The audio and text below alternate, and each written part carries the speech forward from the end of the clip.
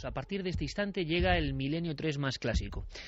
De alguna forma es el dossier adjunto al periódico informativo, al que os cuenta todo lo que está pasando. Ahora vienen temas inmortales. Siempre, también, por supuesto, guiados por la actualidad, pero temas que vosotros conocéis muy bien.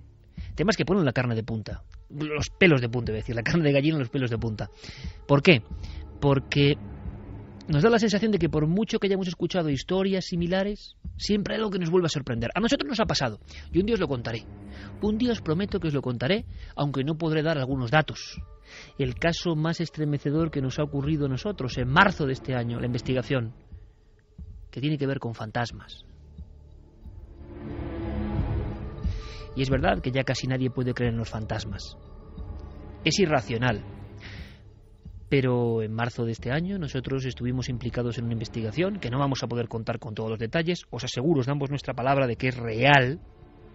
Y nunca en mi vida me he quedado con los ojos como platos pensando, caramba, resulta que esto de los fantasmas parece que puede ser absolutamente verdad. Un caso criminal, un caso donde algunas informaciones volvían a verse sobre una pantalla.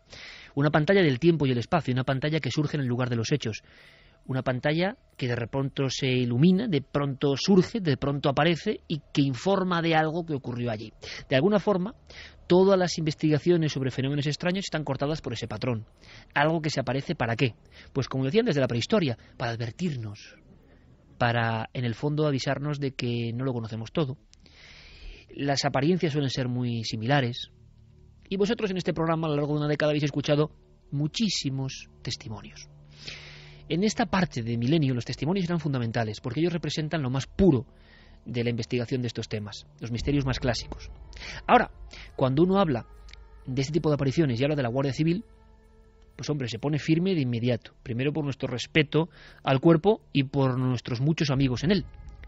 Yo siempre he dicho que ojalá alguien nos ayude, ojalá, y hago el llamamiento, a poder ver y saber lo que hay en los archivos de la Guardia Civil a nivel de misterio. Porque muchos pueblos, aldeas, lugares de España son los primeros que acuden. Pero claro, esos papeles a veces quedan como papel mojado perdidos en diferentes comandancias y nadie vuelve a acudir a ellos. ¿Qué ocurre? Que para meter el anzuelo y sacar uno de esos casos hay que sufrir o hay que tener un buen amigo o contar con la valentía de alguien que haya vivido estos fenómenos y que se atreva a contarlo, con todas las medidas de seguridad. Es un miembro de la Guardia Civil con muchos años de experiencia y que hace muy poco, hace apenas 2 años, vivió algo incomprensible, algo que le dejó helado. No es la única experiencia, como pasa a muchos compañeros que rondan por la noche, que están en servicios de élite, pero esta que nos va a contar es muy especial, por el lugar donde ocurre. Ese lugar se llama Camping de los Alfaques.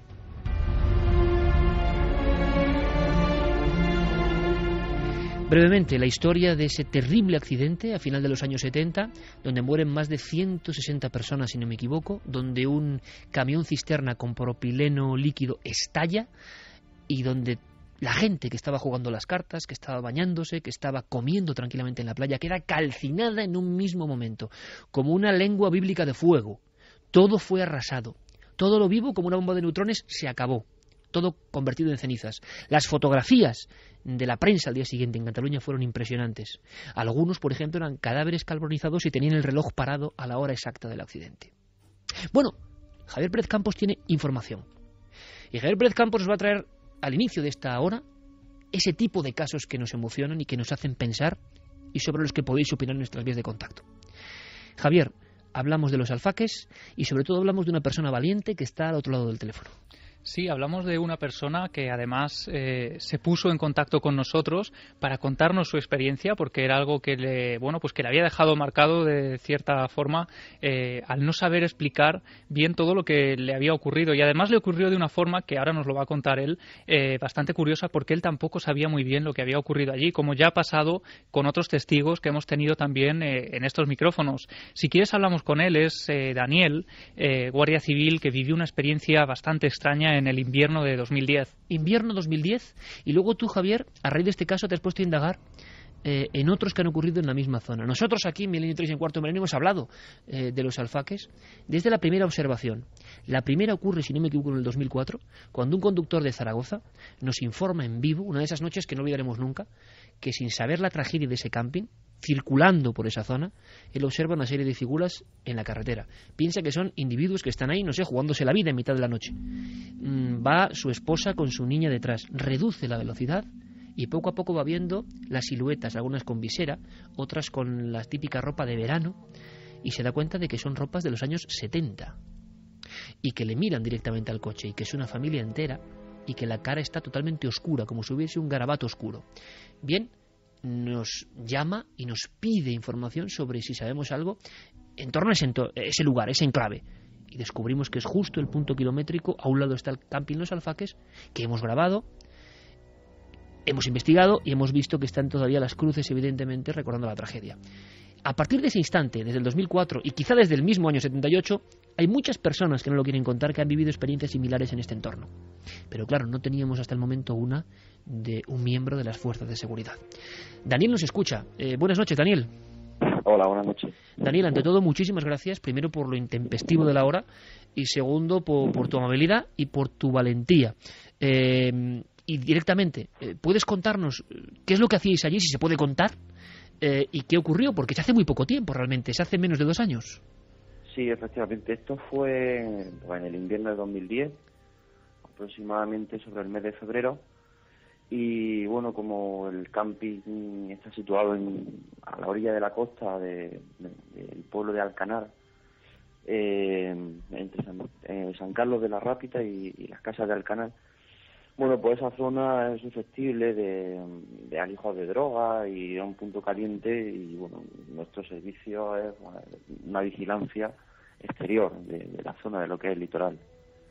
Y aquella noche yo llevaba prácticamente 2 semanas destinado allí, y bajamos una compañera y yo a esa zona. Yo desconocía, no sabía lo que había ocurrido allí, o sea, no sabía ni siquiera el nombre del sitio, nada más que era un punto al que nos enviaron, y nada más entrar te da una sensación un poco rara, ¿no?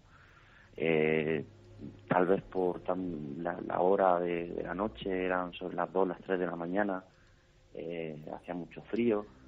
Nosotros trabajamos con una serie de material, ¿no?, de visión nocturna, que nos ayuda pues a la visibilidad de la noche. No se ve nada, pero con ese material se observan los puntos de calor y podemos divisar pues siluetas, y donde haya un punto de calor vemos lo que hay.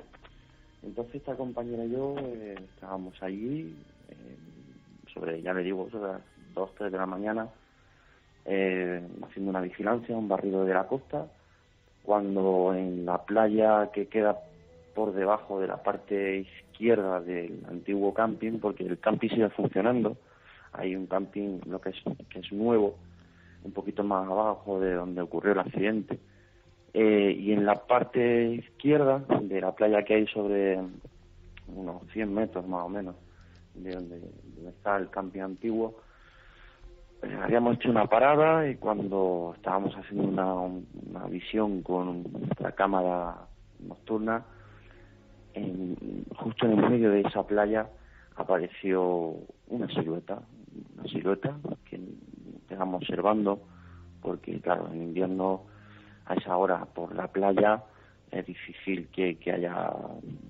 nadie. O sea, si es otra fecha, pues sí que puede haber algún pescador o alguna persona que va a la playa, pues si en verano acuden a tomar el fresco, pero claro, en febrero, que era más o menos, hacía mucho frío, nos quedamos mirando con esta cámara de visión nocturna, y efectivamente era una silueta, sería como una silueta de mujer, y no se le veía como si llevara una ropa de frío, no se le veía una ropa de abrigo, pero llevaba de la mano un niño pequeño. Se veía un niño pequeño o una persona más pequeña de estatura de lo que era esta mujer, y paseaban lentamente por la playa en dirección hacia donde estábamos nosotros.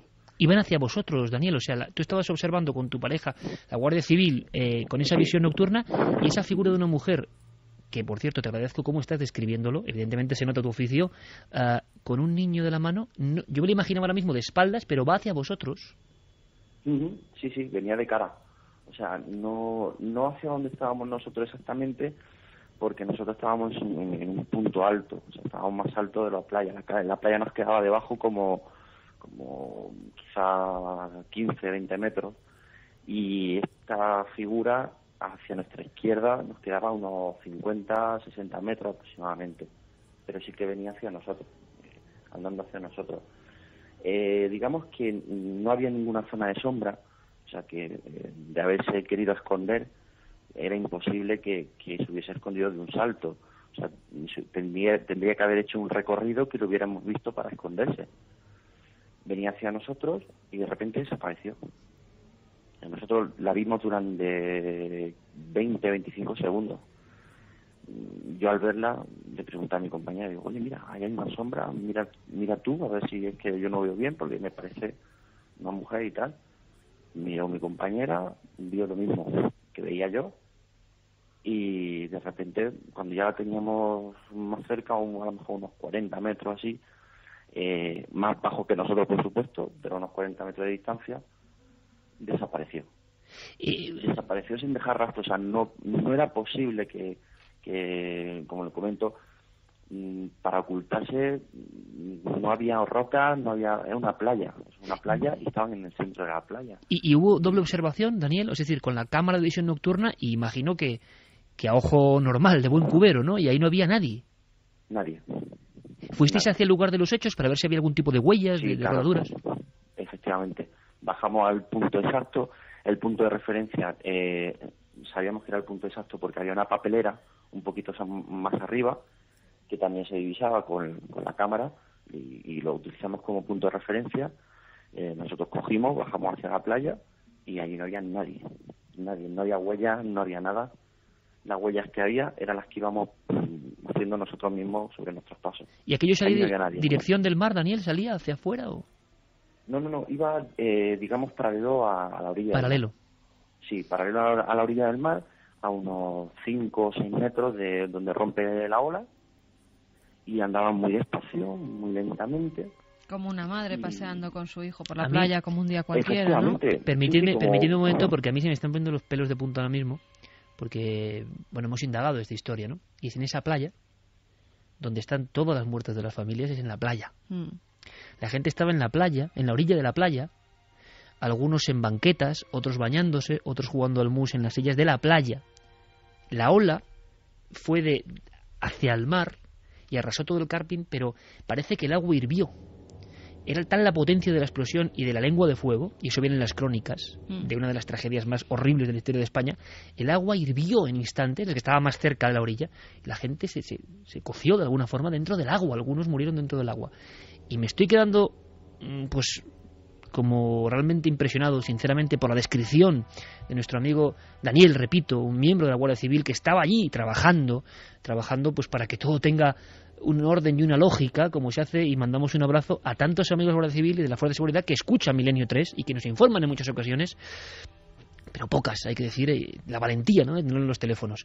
La descripción es brutal, porque es el lugar exacto, no es solo el camping, sino el lugar donde más muertes se producen, en esa orilla de la playa.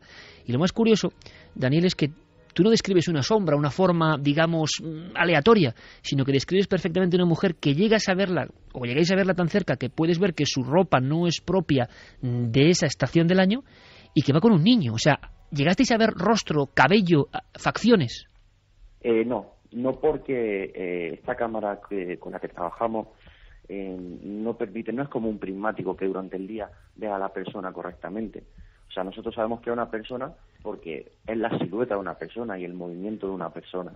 O sea, está andando y vemos cómo tiene piernas, brazos, pero las facciones, o sea, el cabello sí, pero facciones de cara y eso no se puede ver. O sea, había cabello incluso.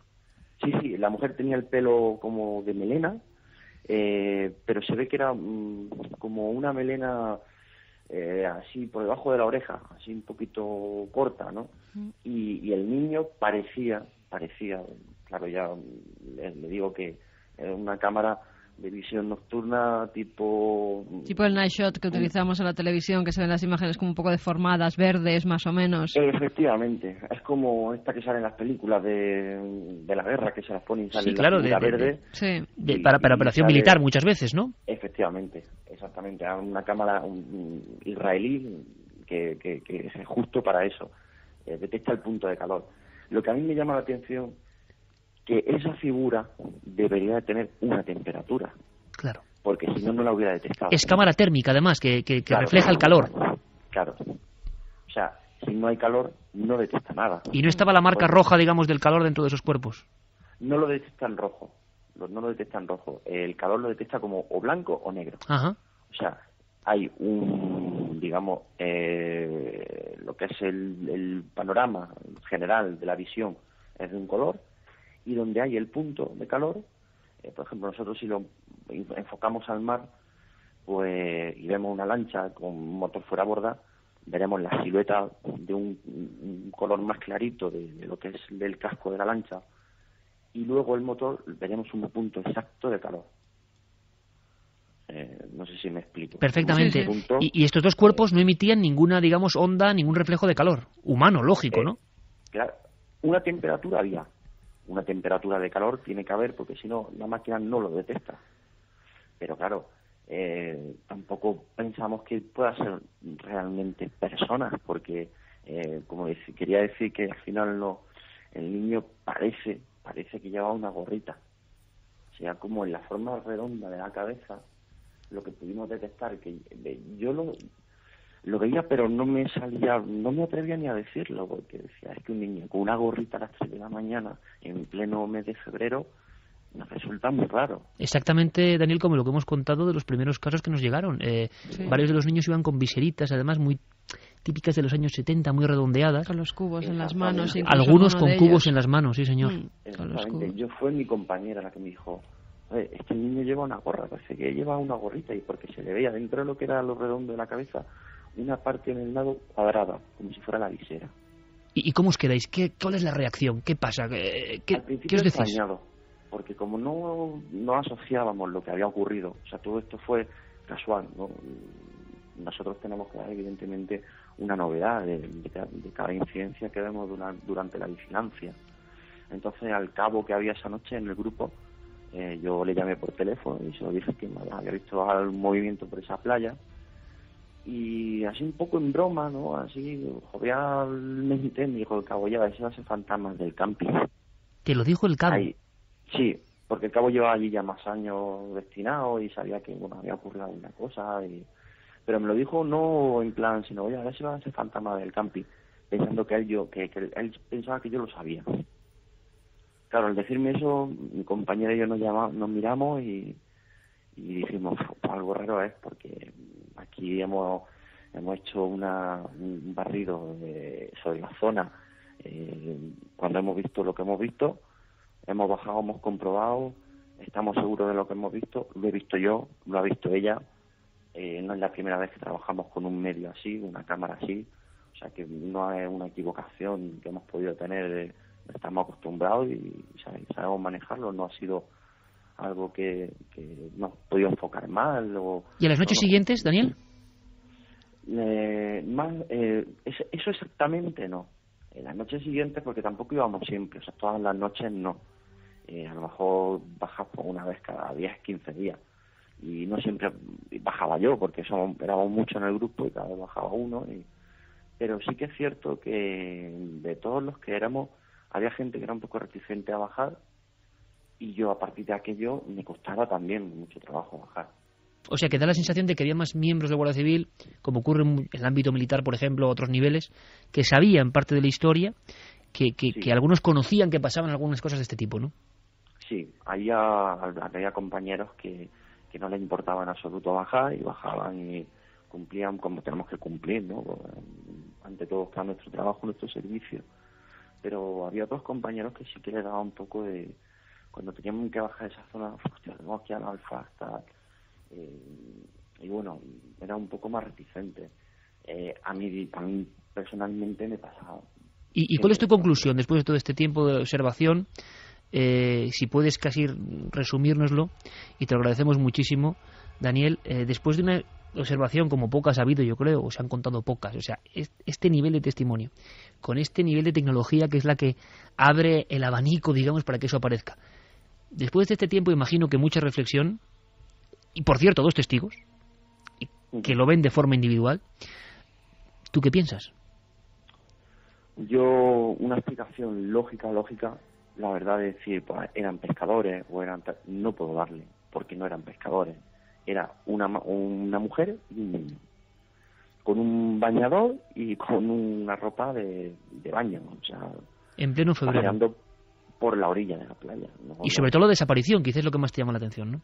Y sobre todo eso, que de repente, o sea, es una mujer, es un niño, están paseando por la orilla de la playa y en cuestión de 25 o 30 segundos desaparecen, o sea, del punto donde lo estaba viendo con la cámara, no es que van andando y se van perdiendo en el horizonte, no, es que de repente desaparecen.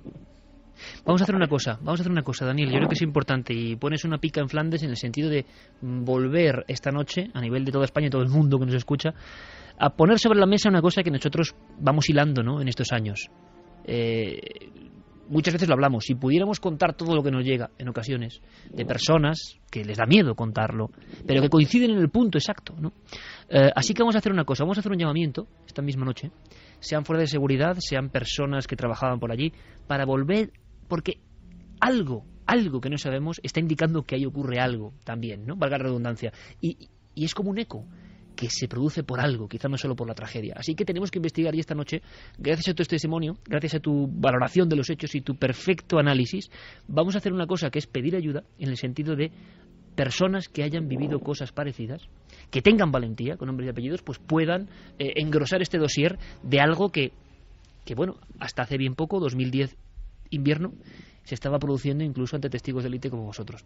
Yo te mando un abrazo muy grande, todo el equipo lo hace porque sabemos que es un esfuerzo y una valentía que no sabes cómo agradecemos, sabemos que no es la única experiencia, pero podremos contarlo con más calma en el futuro. Gracias, Daniel, por tu trabajo, por velar por nosotros, por velar por la seguridad de tanta gente y por tener las agallas de contar algo que es difícil incluso hasta de concebir, pero que sabemos que os ocurrió sin duda alguna. Un abrazo muy fuerte, amigo. Igualmente. Gracias. Un saludo.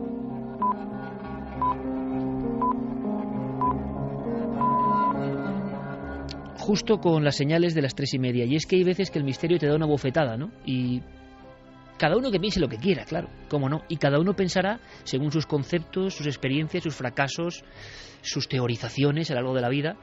A mí, cuando llega el misterio de verdad, cuando llega el misterio en el sentido de lo sobrenatural, que es muy difícil concebir esto, porque esto es irracional, pero se cuenta de esta forma, llega con una fuerza que ha llegado ahora mismo a través de la radio a todo el mundo. ¿Cómo ha contado Daniel esta experiencia? Y sabemos, Javi, que es que no es la única, ni siquiera las que hemos contado. Es que hay muchas más de personas que lo cuentan en petit comité.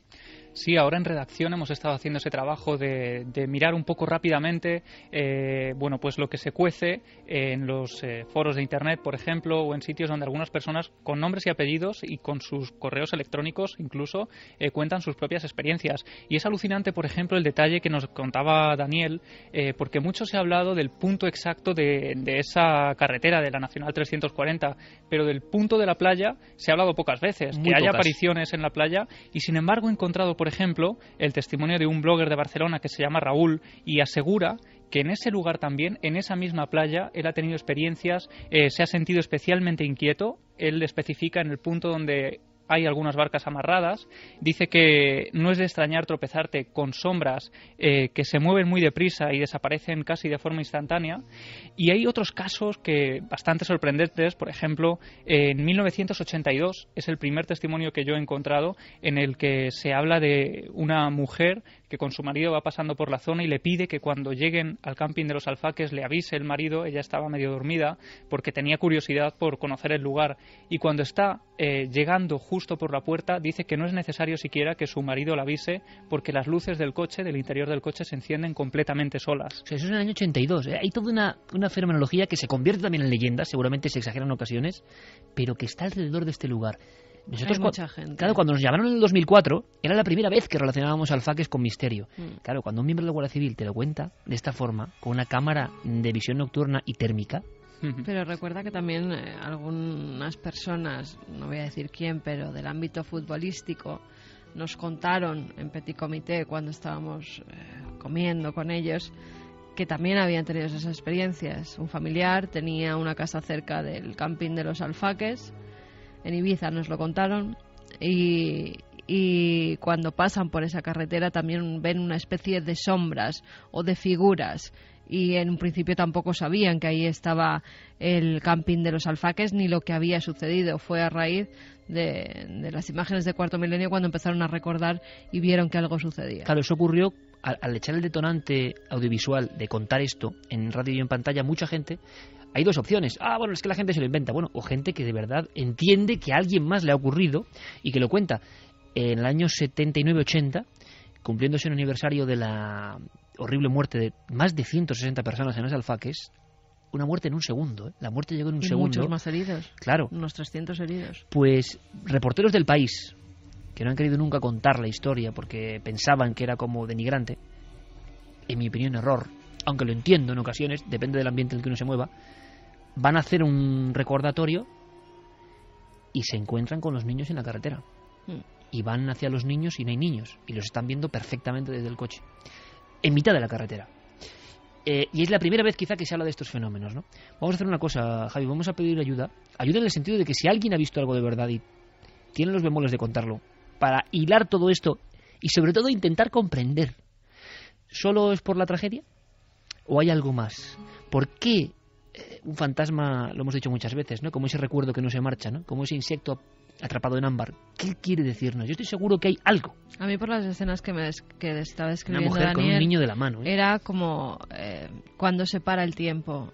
Lo que estabas haciendo en ese momento y la muerte te llega de repente, lo sigues haciendo. Es como un teatro que de repente se abre entre los ojos de personas, no sabes por qué en ese momento determinado o no, y la vida, lo que estaban haciendo, la habitualidad de lo que pues es una madre con su niño paseando por la playa, es que se ha quedado en esa escena, se ha quedado como llegan a ver en el cabello, éter. Es que es impresionante. Y la gorra. Es que es gorrita del niño. Bueno, y hay casos, el de Janina Cluaduatis, que desde aquí hacemos también un llamamiento a que se ponga en contacto con nosotros, porque ella es precisamente, además, dice que es familiar de una de las víctimas de los Alfaques, da el nombre incluso de la víctima, y pasando por la puerta del camping, también regresando a casa una noche del trabajo, se encuentra con la figura de dos mujeres muy altas en la carretera que ella dice que son alemanas. Dice la figura de dos mujeres alemanas que en eran la la puerta mayoría del camping. de muertos, por desgracia, eran alemanes que estaban en el camping. Y un último testimonio que a mí me ha dejado muy sorprendido, Iker, es una familia cenando en el nuevo camping que está en la zona, y dice que tienen una pequeña niña de 2 años que en un momento determinado, cuando están terminando de cenar, empieza a señalar a la carretera y a decir mamá ya vienen, mamá ya vienen. Dice que la niña, sonriendo, señalando la carretera, ese punto exacto de noche, lo toma como algo muy natural, pero es que de noche, cuando ya terminan de cenar y entran en el bungalow, la niña, en el interior de la cama, señalando un rincón de la habitación, dice que la nena ha entrado en casa.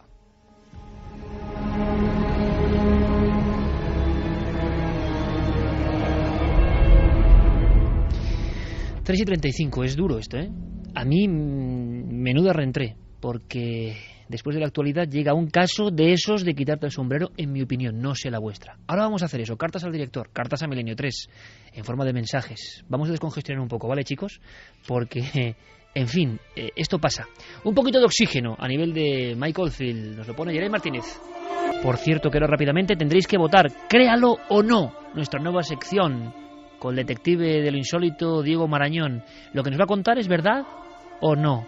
Mensajes a las vías de contacto de Milenio 3. Pues mira, Juan Luis Morilla nos decía: cuando cae la noche el camping toma vida, parece como si aquellas personas tomaran vida de nuevo, e incluso en las caravanas que hay allí, que no hay nadie en su interior, parece que estuvieran habitadas.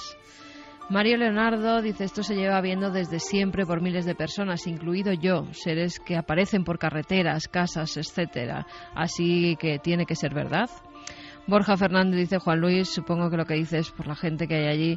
Lo mismo pasa en Belchite. Es mejor ir en épocas de frío, en las que no hay casi gente, y se puede hacer mejor la investigación de personas que quieren ir allí, pues a ver si pueden ver también ellos algo. Dicen que es lo bueno de nuestros testimonios, que la gente no sepa lo que ocurrió allí y que todos coincidan en lo mismo. Leandro nos dice: mi opinión es que, hablando ya del mal, dices que esa gente hace que esos males terribles tienen una enfermedad mental provocada por algún trauma de niño, seguramente, y eso se va incubando con los años y de ahí se desata el mal. Un psicópata puede ser una persona aparentemente normal y llevar una doble vida, pero al final esos sentimientos traumáticos desencadenan en algo terrible, como puede ser matar a niños. Saludos desde Talavera de la Reina y gracias por volver. También Manuel nos decía: hola, buenas noches a todos y gracias por estar ahí de nuevo. Como primer pensamiento sobre el origen de la maldad, creo que esta mayormente empieza cuando se pierde el respeto y la consideración hacia las personas, y en segundo, el odio a una persona, a un grupo, etcétera. Borja Fernández dice: mira, un error tan grande con 200 huesos y 12 dientes no es como para no darle importancia y decir que somos humanos. Hay bastante indignación, ¿no? Mucha. Además, que es un tema que está muy candente ahora mismo. Este tipo de errores no se pueden permitir. Para eso son especialistas en el tema, que además, digo yo, no tendría que ser una persona la que haga el análisis, sino un grupo. Francisco Manuel López dice: creo que su experiencia militar en los Balcanes es determinante para entender la insensibilidad nula demostrada en la comisión del asesinato de sus propios hijos. Mario Leonardo: esta gente no tiene cura, por eso cadena perpetua. Eso de cadena perpetua se está oyendo muchísimo. Fran Ojeda: en Córdoba la policía local llegó al lugar del crimen y sospechó desde el principio de la hoguera, pero llegaron los del CSI español y se lo quitaron el caso de las manos. Joaquín Vázquez Acosta: ni los talibanes son capaces de hacer lo que hizo. ¿Dónde está la capacidad del hombre para hacer el bien? O tú acércate a una loba con un cachorro, a ver qué hace. Comerte. Es increíble, ¿no? También acércate a una madre para hacer daño a su hijo y te aseguro que también te lo comes. Yo creo que este tipo lo hizo y luego montó toda la historia de que se le había perdido los niños. Pienso que todo, después de matarlos, ha tenido suerte hasta ahora con los análisis de los restos. Todavía no entiendo cómo un padre puede hacerle daño a su mujer y matar a su hijo. José Zafra dice: buenas noches a todos, soy un farmacéutico que lleva 8 años escuchando el programa y quería darle las gracias por hacerme las noches de guardia mucho más amenas. También hay mensajes que no van en el ámbito terrible, ¿no?, de los niños de Córdoba, y mucha gente, por lo que veo, que se alegra de que volvamos también, menos mal, ¿no? Muchísima gente.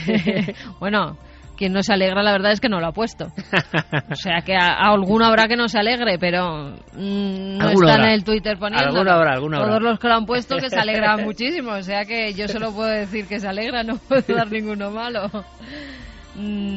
La verdad es que la mayoría de mensajes sí que el impacto del tema de los niños de Córdoba. Exactamente. Por eso lo hemos contado, porque está ahí en la sociedad, ¿no? Luego vamos con otro tipo de mensajes. Si os parece, ahora enseguida vamos con una sección que es sorprendente, con una música especial, una música sí que tiene un poco que ver con estos temas, y es Diego Marañón. Enseguida entablamos el contacto con él, un poco recordando a Mr. Ripley, ese créalo o no, de usted depende.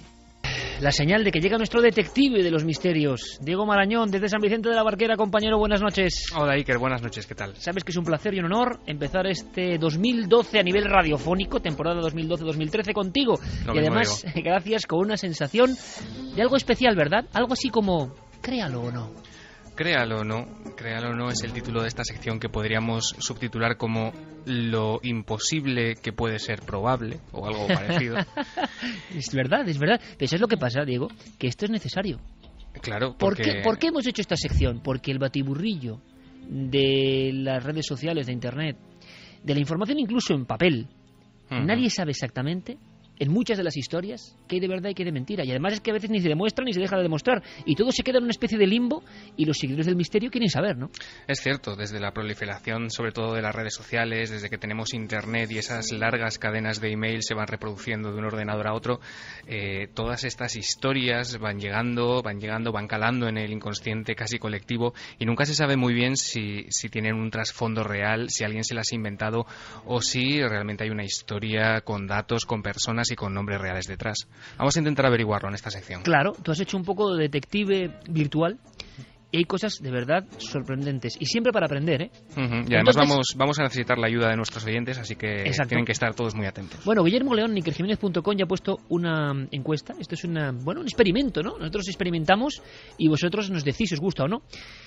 ¿Falso o verdadero? Y además, la respuesta no es esta semana, sino la que viene. ¿Plantea Diego Marañón una serie de incógnitas? A veces las adoba con cierto material para contextualizarlo. Y vosotros opináis. Y luego la semana que viene, con vuestra ayuda, sin vuestra ayuda, como sea, intentamos llegar a la verdad. Ese es el único objetivo. Y en 7 días, antes de la siguiente historia, resolvemos la incógnita. ¿Y nosotros podemos opinar si es cierto o verdad? Porque yo no sé de qué va. Exacto, es que Javi y Carmen, por ejemplo, no lo saben, así que vamos a experimentar con ellos aquí en vivo. ¿Te parece, Diego? Me parece perfecto. Venga, vamos con la historia, una de esas historias que se está contando, que se está difundiendo, que es alucinante. Es alucinante y tiene que ver además, Iker, con uno de los grandes intereses, ¿no?, que el ser humano ha tenido siempre, con ese afán de conectar con lo trascendente, con saber si se puede establecer una conexión con ese otro lado. Ha ocurrido siempre ese deseo de poder establecer un último contacto, ¿no?, con nuestros seres queridos que ya no están, pero hay un matiz que ha venido ocurriendo en los últimos años, que tiene que ver con la tecnología. Quedan muy lejos los tiempos de Jürgenson en 1959, cuando conseguía aquellas primeras voces, cuando registraba aquellas voces mientras grababa El canto de los pájaros para su documental. Y existe un campo de la parapsicología que además ha sido objeto de estudios, ¿no?, por parte de especialistas como Roger Bayliss o de Callum Cooper, ¿no?, que ha escrito un trabajo realmente interesante que, si quieres, podemos comentar luego, y que se centra en llamadas telefónicas de los muertos. Llamadas del más allá, de alguna forma, ¿no? Efectivamente, mensajes que llegan no a través de Ouija, no a través de otros métodos, digamos, más tradicionales, sino usando el método telefónico. Y existen varios ejemplos. ¿Te parece, antes de contar la historia en concreto, sí, a nivel detectivesco, que repasemos rápidamente? Y dices, bueno, llamadas desde el más allá. Es que en España incluso hemos tenido ejemplos. Efectivamente. Además, seguramente que este caso lo recuerda Carmen, porque sé que ella estuvo en contacto con la familia. Ocurrió en junio de 2005 en Padul, en Granada. Además, lo contamos aquí en Milenio 3 en su día. Y se trata de una familia en un contexto profundamente creyente, ¿no?, que se presentó nada menos que ante la justicia, ante el juez de guardia de Granada, para exigir de alguna manera la exhumación del cuerpo de su madre, porque decían recibir mensajes en su teléfono móvil con la voz de ella pidiéndoles que recuperasen un crucifijo con el que la habían enterrado. La noticia dio la vuelta casi al mundo, porque además se recogió en otros países de América Latina. EFE, ABC saltaron con titulares como: quieren exhumar el cadáver de su madre, que por psicofonía les pide que le quiten una cruz. El juzgado de instrucción de Granada, de primera instancia, tuvo que hacer diligencias porque una familia estaba convencida de que había recibido un mensaje del más allá. Efectivamente, de hecho, incluso al mismo juez, esta familia le llegó a poner las psicofonías, ¿no? Y el juez, obviamente con un poco de perplejidad, les dijo que él no podía dar esa orden, ¿no?, de exhumación, teniendo en cuenta los sonidos que salían de Ahora, de psicofonías en teléfono, que es la diferencia. Vamos a escuchar un fragmento de aquella historia increíble que vivimos en Milenio 3 con esta familia convencida de que habían recibido post-mortem uno de esos mensajes. El ataúd que lleva encima es la que creemos que es, porque no lleva otra. Es que eso es lo que se siente más claro, que pide ven, Pili, la cruz, ven. Para mí está muy claro. En el mensaje pronunciaba de esta forma el mensaje. Decía: Pili, la cruz, Pili, toma aliento y dice: ven. Lo suelta así. Está muy claro, muy claro. Y yo presiento que es mi madre. Oigo la voz de ella. Alucinante historia. Tengo muy vigilantes aquí a Carmen y a Javi. Podemos probar también con Fermín, con Geray y con un visitante ilustre que está aquí, compañero en la cadena SER, Mayol Elizari, un gran corresponsal e informador del mundo deportivo, que está ahí también en la penumbra. Bueno, pues le voy a preguntar a los tres, Estamos ahora mismo 6 personas en este inmenso estudio maravilloso que es nuestra casa, y os voy a preguntar enseguida y me tenéis que decir los votos. Vamos a hacer una especie de encuesta inicial y luego vosotros, amigos y amigas, podéis hacerlo en ikerjimenez.com. Bueno, tenemos un fragmento de esa grabación, Diego, que vamos a escuchar, por lo menos la que dice Ben, que era como muy clara y muy susurrante, hay que decirlo, ¿no? Efectivamente, porque había un par de grabaciones, una de ellas decía, según la familia, decía Pili, Pili, la cruz, y esta que vamos a escuchar ahora es la que, como tú has dicho, parece querer decir Ben.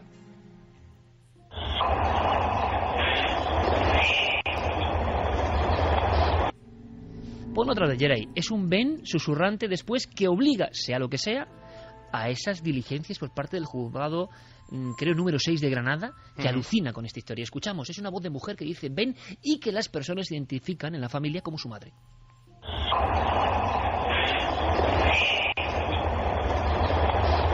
Esta sería un clásico. Bien, un caso moderno, reciente, hace apenas 5 años. Pero hay otro, antes de contar brevemente la historia. No dará Diego datos concretos de a quién le pasó, si puedo decir país, época, para que seáis detectives un poco también, ¿no? Y lancéis vuestra opinión. Créalo o no. Hay una que me pone los pelos de punta. Yo no sé lo que es. Mucha gente. ¿Verdad? Sí, además es que cada vez que se habla de esta grabación... ¿Será porque tiene algo, Diego? Será porque tiene algo. No sé el qué. Todo el mundo supongo que la recuerda. Se trata de la grabación que recogió una familia en el contestador automático de su casa apenas unas horas después de que el padre de familia se levantara de la cama y nada más levantarse, sufriera un infarto fulminante que provocó su muerte. Al poco de ocurrir eso, la familia vio cómo el contestador se ponía en marcha y parece ser que al rebobinar la cinta escucharon esta psicofonía clásica y espeluznante que vamos a escuchar. Diego, ahora mismo Carmen, en la penumbra de este estudio que tú bien conoces, con los labios me dice, hoy me levanté. Efectivamente, es cuando me levanté. Hoy me levanté y cuando me levanté. Otro clásico. Pero es que, yo no sé qué es, pero la forma en que suena ese hombre es de tal angustia que, sea paranormal o no, que no lo sé, se queda en todo el mundo. ¿Queréis ver la prueba? ¿Queréis comprobarlo? Hoy me levanté y cuando me levanté, en un contestador automático, y la voz de alguien que supuestamente ya había muerto.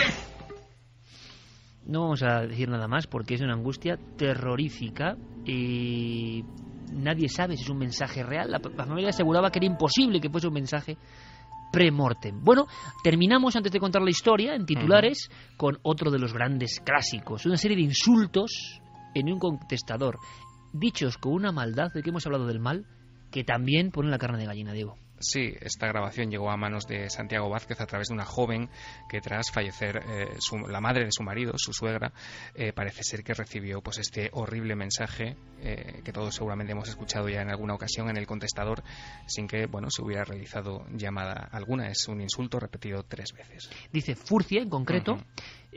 Yo pienso una cosa, Diego. Imaginemos que son terribles venganzas humanas. Lo humano llega, están tan bien hechas que transmiten algo que se aleja de lo humano. No sé cómo estará hecho, pero no es nada fácil. Ojo, atentos todos a la risa final. A la risa final. Es un contestador, es una persona que lo pasó muy mal, identificaba perfectamente la voz con ese entorno familiar, y es como una venganza con su suegra, una venganza como de ultratumba. Ojo a la risa.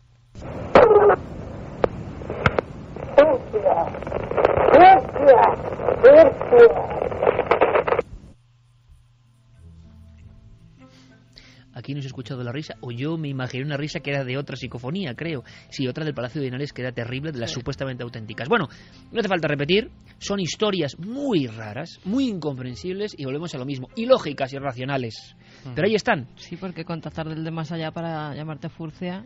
¿no? Bueno, es una venganza del más allá. Desde luego, ahora te digo una cosa, la persona no lo olvida nunca, porque Normal. es algo terrorífico. Fíjate, yo recordaba que hace poco nos escribieron un mail con alguien que lo está pasando también bastante mal porque un teléfono móvil de una persona fallecida está llamando desde ese teléfono y dejando mensajes. Es que lo más curioso es que, claro, yo me acordaba de otras palabras que también son furcies en el Palacio de Henares y acaban en una risa.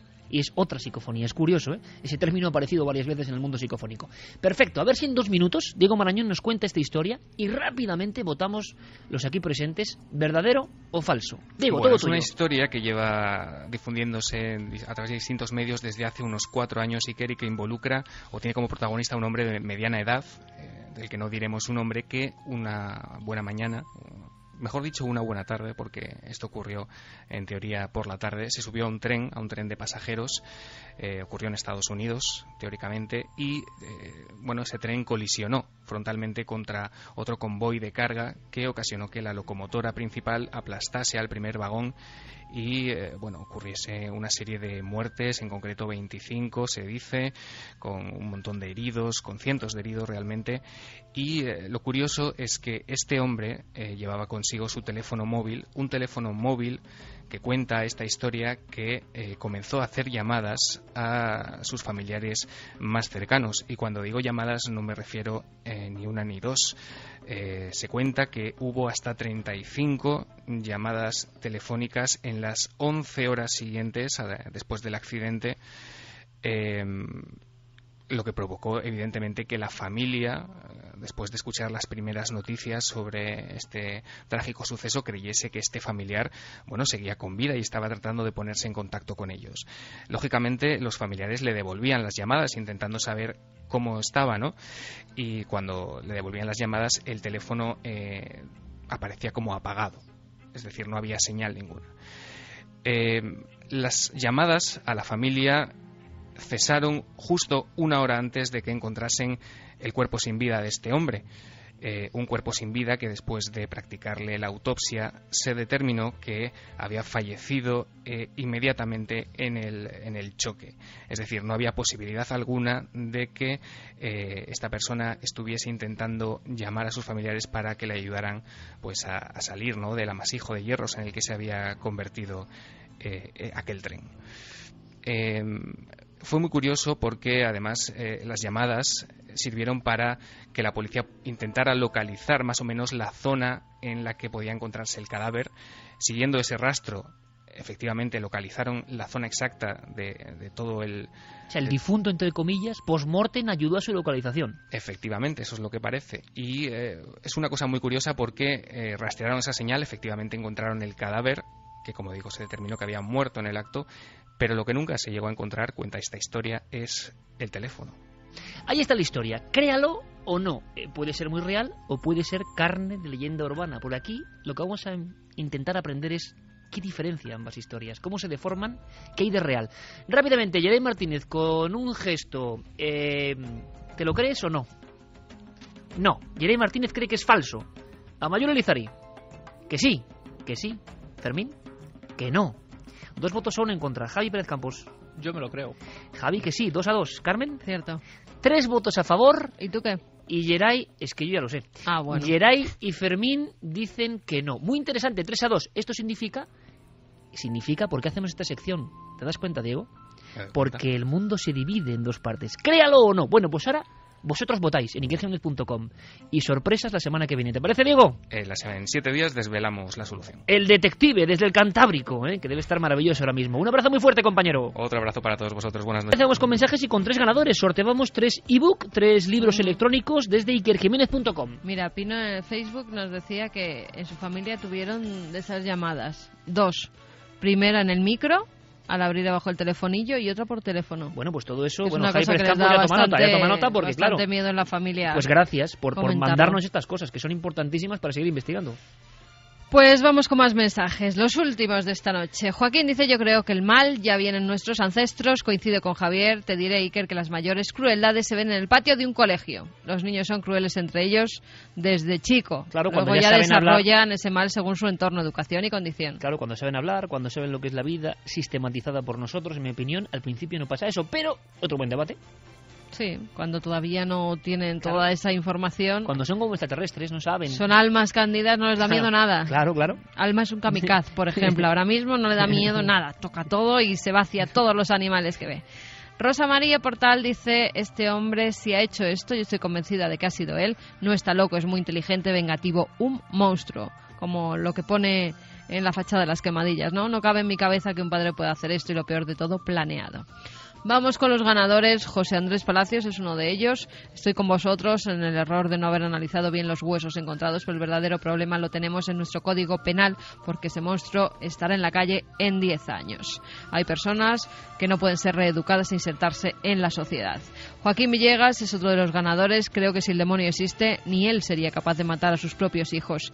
Y el último es para Tony Pérez. El mal también puede ser considerado una acción irracional que ocasiona un daño, ya sea físico o moral, una acción de nuestra naturaleza primigenia en la que se desconecta nuestra razón y se apodera de nuestro cuerpo y mente solo el animal que llevamos dentro. Es verdad, somos muy raros, tocamos temas muy extraños, nos interesa todo, no es muy normal, pero 12 temporadas en radio y 8 en televisión, es un pequeño milagro. Repito esa frase que me gusta mucho, no sé por qué. Dice, ama lo que haces, pon el corazón en ello y serás recompensado. Yo creo que es una bonita frase, pero no para nosotros, sino para todos vosotros también. Nosotros creemos siempre en energía positiva. Dentro de 7 días, muchas más cosas. Y gracias por todo ese afecto que nosotros notamos, un efecto mágico. En una semana, toda la actualidad, todo el misterio, todo lo distinto, todo lo apasionante. En Milenio 3. Estamos viajando por unas carreteras, pero en ese viaje hay incidentes, hay problemas. Pablo, hablabas de varios momentos de casi perder la vida, sobre todo en la carretera, y el equipo de Cuarto Milenio, todos tenemos, pues yo creo que un ángel de la guarda, de momento, uno nunca sabe lo que le puede pasar, pero que nos ha salvado de muchas, en algunas de las peores carreteras del mundo que hemos recorrido, y la hermandad que se hace, ¿no? Cuando uno va con los cámaras, con tus compañeros, cuando vale tanto la imagen.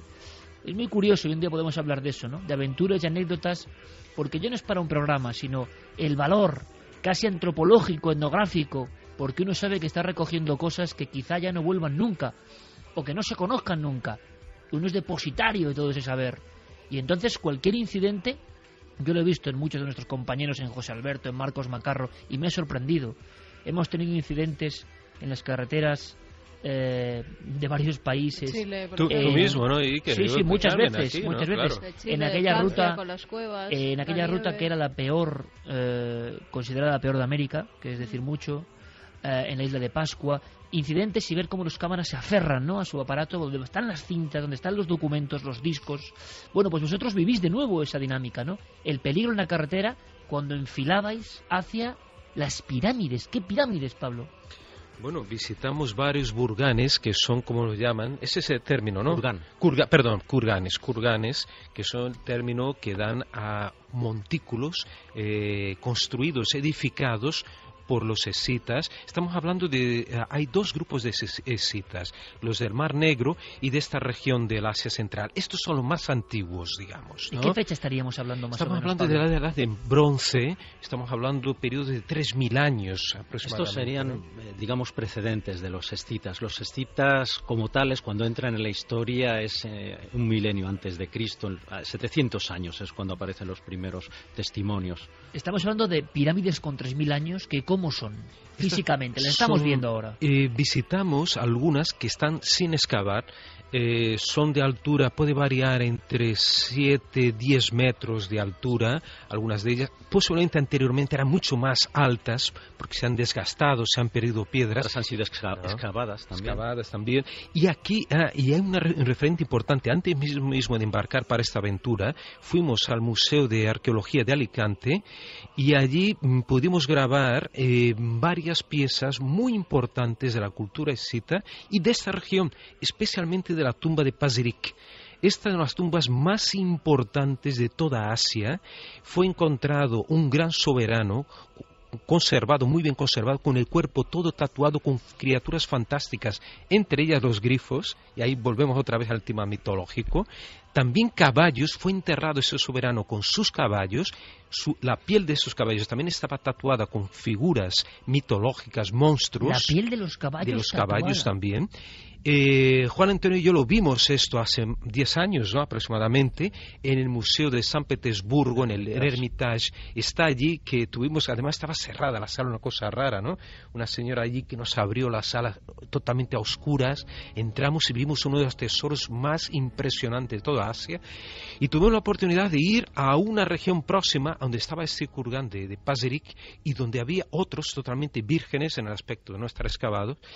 Y visitamos 2 grupos de ellos, y el más impresionante de todos es el de la zona llamada Caracol.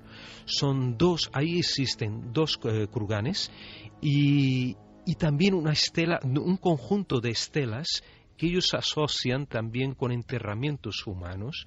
Estas estelas, según nuestro punto de vista, por lo menos que a mí me pareció, serían como marcos astronómicos, ¿eh? Hay teorías de que podían tener orientación astronómica, pero claro, están sin estudiar y una cosa importante, estos lugares. Juan Antonio, se habla de anomalías magnéticas en torno a esas pirámides. Efectivamente. Cuando decimos estelas, primero quería un poco aclarar, nos estamos refiriendo, para que los oyentes puedan concretarlo mejor, a una especie de menires, mucho más altos que la altura de un hombre. Pueden tener, pues yo creo que podrían tener alguno de ellos hasta 3 metros, 2 metros y medio, mucho más.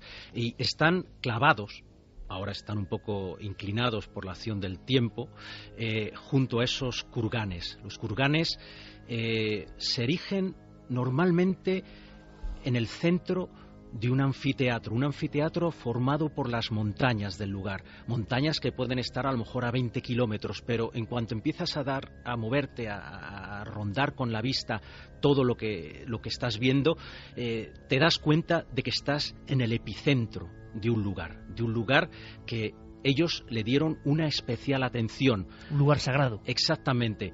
No hay templos, están los propios kurganes, estos túmulos funerarios donde se han encontrado estos restos. ¿Pero por qué estaban allí?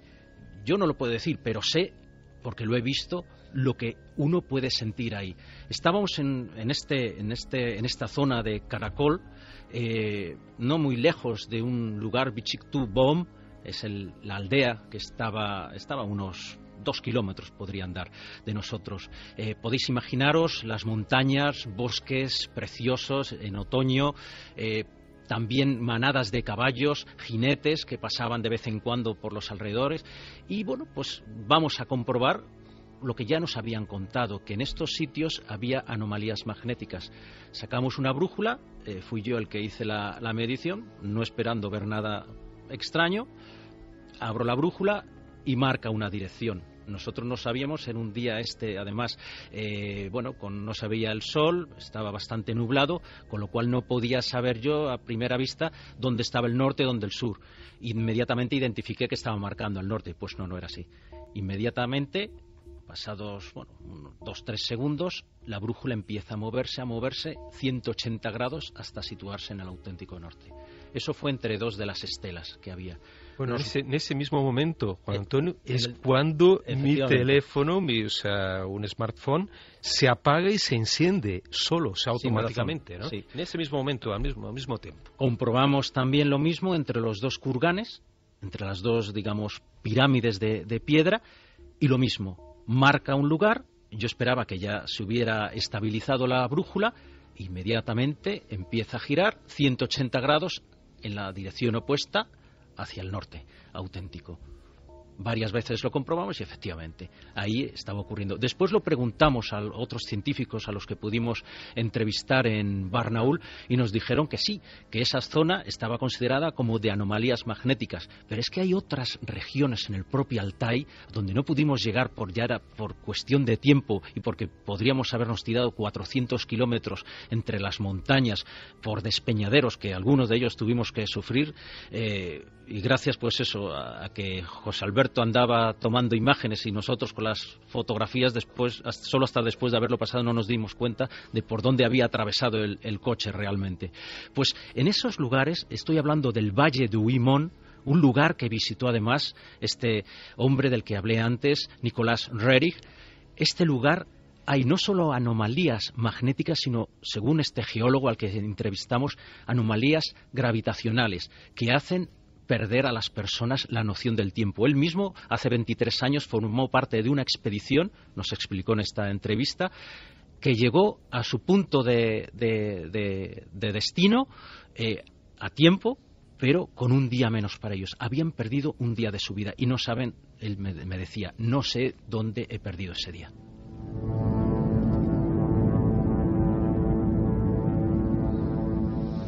En fin, sorpresa tras sorpresa en lugares remotísimos. Vamos con algunas preguntas, si os parece, porque nos queda el último expediente. Hay muchísimos de contar, pero esto es, el viaje de privilegio que todos los oyentes de Milenio creo que debíamos tener, y me incluyo en este caso como oyente también, claro que sí. Santi tenía esa cuestión sobre Vorónezh, yo tengo también otras cuantas, el gran caso misteriosísimo, tenebroso, donde los haya, polémico y oscuro, y que por vez primera, investigadores españoles, investigan sobre el terreno. Preguntas. Javi nos dice que en el 2008 viajaron desde Madrid a Mongolia en un Panda que recuerda que en la zona de Altai, entre... Madrid, Mongolia en un panda tampoco Sí. está nada mal, ¿eh? Y en la zona de Altai, entre Rusia y Mongolia, que les nevó en pleno agosto. Bueno, allí será bastante normal, ¿no? Óscar Utrilla, sea como sea, si es para estudiar a esta mujer, resultaría interesante un buen estudio genético. Se refiere a la señora que decía que era híbrida de alguna forma, ¿no? Raquel dice, a esta gente no se le podría hacer un estudio genético porque eso podría dar una información valiosísima en caso de confirmarse que tiene algún marcador extraño. Nathan dice, Zambala, la piedra Cintamani y esas criaturas guardianes son la base de un videojuego, Uncharted 2, el reino de los ladrones. Muy divertido, además. Dice, sin decepcionaros, pero los supuestos poderes de Kulagina se dieron a conocer al mundo durante la Guerra Fría y por lo tanto solo son propaganda soviética de la época. ¿Qué opináis de esta cuestión, por ejemplo? Personas que piensan que era solo propaganda. No creo, a pesar que lo usaban como propaganda también, y eso estimuló a Estados Unidos incluso, ¿no, Santi, a desarrollar también sus propios... De hecho, curiosamente, el flujo de información desclasificada de la antigua Unión Soviética es relativamente pequeño, pero sí que del otro lado del telón de acero de los norteamericanos hay mucha información. Y precisamente archivos desclasificados, no de la CIA, sino de la DIA, del Servicio de Información de la Defensa, o sea, del Ejército, eran los que precisamente en un documento de varias páginas que tengo que se titula el estudio de la parapsicología en el Pacto de Varsovia, daban como ciertos no solamente el caso de Nina Kulagina, sino otra serie de experimentos en visión remota, con animales, con telepatía, etcétera, etcétera. Y precisamente ese documento recomendaba al Pentágono lo que decía antes, que precisamente para no quedarse atrás tenían ellos también que experimentar en secreto en las mismas cosas. ¿Propaganda? Pues no lo sé si se puede llamar propaganda. Desde luego con los científicos, con los físicos cuánticos nucleares con los que hablamos, más podría calificarlos de disidentes y muy displicentes desde luego con el poder soviético. Raquel decía, puede ser que en esa zona haya vetas de magnetita o algo así. Bien pudiera ser. El caso es que la brújula se movía sola. Y también es curioso que algunas culturas siempre se arriman a estos lugares donde hay magnetitas sin tener conocimiento de ello, ¿no? José Colas dice que valor hay que tener para adentrarse en Rusia en busca del misterio. Hace 2 semanas recorrí Polonia durmiendo en pequeños pueblos, entre bosques, lagos y niebla, y me lo hicisteis pasar muy mal con vuestros podcasts, especialmente con la psicofonía del infierno. Y yo no iba a buscar nada misterioso. Brun dice, ¿tiene que verse símbolo o algo con el aparatoso caso Humo? Pregunta sobre Voronezh. Y aquí hay que hablar de que esos niños... ¿Cómo resumiríamos Voronezh? Bueno, aquella tarde de finales de septiembre de 1989, el telediario, presentado por Mariñas, ni más ni menos, empezaba con ovnis sobre Rusia. Unos niños aseguran haber visto no solo un objeto volante identificado, una especie de globo luminoso, colores... se ha hablado de todo tipo de detalles, pero esto aterriza o se posa muy cerca del suelo, algunos dicen que deja algo en el suelo, en un parque al sur de la ciudad de Voronezh, unos 500 kilómetros de Moscú aproximadamente, ¿no? Los niños que se quedan allí, algunos parece que vienen aterrorizados. Os doy ahora mismo la versión oficial y a ver qué me contáis vosotros que habéis estado ahí. Los niños observan la salida de 3 gigantes de ese objeto, 3 gigantes de unos 3 metros de altura, impresionantes. Algunos afirman de quizá que haya 2 o incluso 3 agujeros o orificios que parecen ojos. Se habla también en el primer testimonio que pasa a la agencia TASS, la agencia soviética, de la presencia de algo parecido a un robot o a un maquinario, y uno de los niños aparece y vuelve a desaparecer cuando le señala o le apunta uno de los seres. La noticia, el teletipo que da la vuelta al mundo, que Mariñas cuenta en el telediario y que sobrecoge a todo el universo prácticamente de la ufología porque parecía un tema muerto, es que encima físicos de la Universidad de Voronezh y de Moscú han descubierto anomalías en el lugar e incluso unas extrañas sustancias o piedras. Poco después, el silencio absoluto. Los niños se convierten en fantasmas. La polémica total. Nadie llega de nuevo a las pruebas, pero han seguido pasando cosas. Ese parque ha seguido su vida después del comunismo y una vida que parece sórdida, por lo que cuentan nuestros compañeros. Yo tenía un especial interés en saber cómo era ese parque. ¿Os imagináis? En una ciudad industriosa, al sur esos niños que llegaron a hablar para la agencia soviética, dando la cara. Vimos esto, pero los niños crecieron, sus vidas se separaron. ¿Qué pasó en Vorónezh en aquel parque, en aquel día de final del 89? Nos quedaron unos dibujos, y en uno de ellos, aparte de los seres, una especie de esfera, y en su mitad, y nunca nadie lo ha entendido, un signo, una H, una especie de H, le curváis un poco los laterales, y una barra en su mitad. Pablo, investigación en Vorónezh, y si queréis empezamos con este corte. Fyodor Kiselyev, biólogo y periodista de Vorónezh. Le escuchamos y nos contáis más cosas. Cuando llegaron por primera vez, les pidieron a los niños que no les mostraran el lugar donde había ocurrido. Генрих прошел с рамками, он оттуда, по той дороге несколько раз прошел здесь и абсолютно точно указал то самое место, mostró exactamente el lugar donde después los niños confirmaron que se había producido el aterrizaje.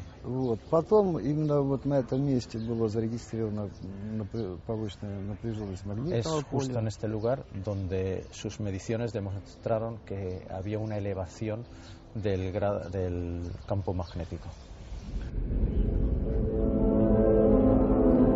Os aseguro, yo no es mitómano, que en fin, se me ponen los pelos de punta. Vorónezh, el lugar de los hechos, y la confirmación entonces, compañeros, Pablo, de que la ciencia, los físicos se interesaron por el tema. También se habló de propaganda y de noticia falsa. No, los científicos se habían interesado en la llegada de ese objeto volante no identificado con supuestos humanoides. Sin duda, y además ahí estuvieron involucrados, se creó una comisión en aquella época de la Universidad de Vorónezh para investigarlos con geofísicos. Entre ellos estaba este famoso geofísico Henryk Silanov, que Juan Antonio consiguió contactar por teléfono, llegó a hablar con él, pero infelizmente, dadas sus condiciones muy precarias de salud, no pudimos tratar con él personalmente. Habían amputado una pierna no hacía mucho tiempo, él estaba mayor. Él se puede encontrar por internet la página que él, pero sin embargo pudimos acceder a Kiselyev, que bueno, nos dio muchos detalles al respecto. Además, Kiselyev fue la persona que atendió a Jacques Vallée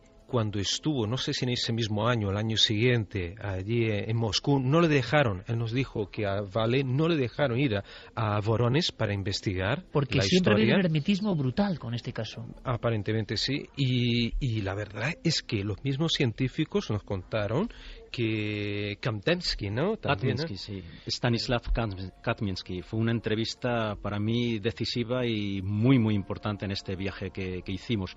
Él no se quería meter en el tema de los humanoides, ni mucho menos, pero sí que estaba seguro de sus investigaciones que allí había pasado algo, que los niños habían visto algo.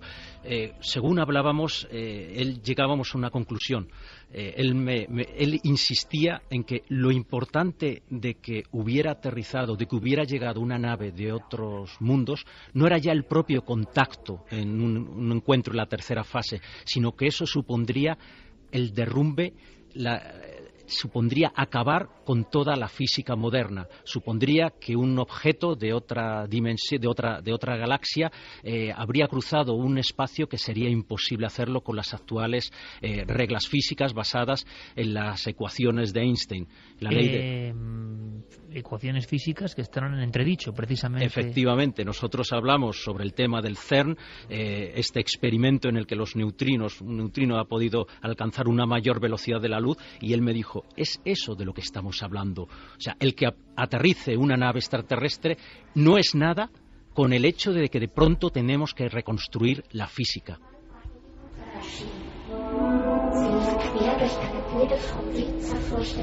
Y es que están pasando muchas cosas. Ese experimento que tanto ha dado que hablar, que puede explicar por qué, si hay civilizaciones que no lo sabemos, tan lejanas, pueden recorrer tiempos que parecían increíbles. Yo estaba hojeando libros muy recientes de ufología, se han publicado hace poco, y todos argumentaban que, claro, nada puede superar la velocidad de la luz. Ahora eso está en entredicho.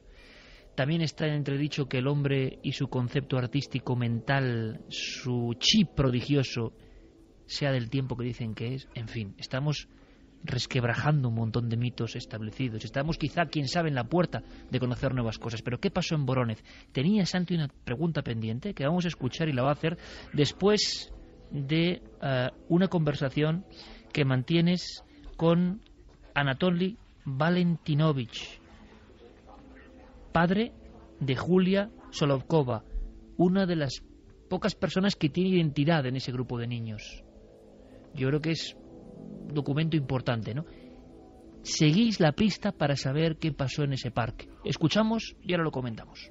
Что вы думали, когда слушали, что рассказывали дети, что они видели? Ну, конечно, удивлен был. Se sorprendieron mucho.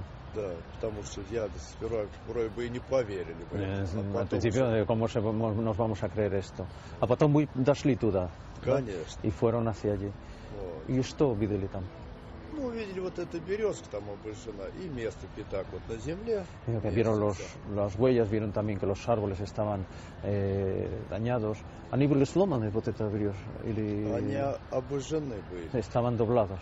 Тогда вы верите, что она видела что-то, да? Ну, конечно, ну зачем? Por supuesto, ¿por qué un niño de 9-10 años puede inventarse estas cosas? Там было, 50 метров не было. Sí, estaban a 50 metros, ¿cómo no iban a creerles? Так что здесь фантазии исключена. Esto no es una cuestión de fantasía. Мог один там фантазировать, два, их там несколько человек было. No, si hubiera sido uno, pero no, eran bastantes más personas.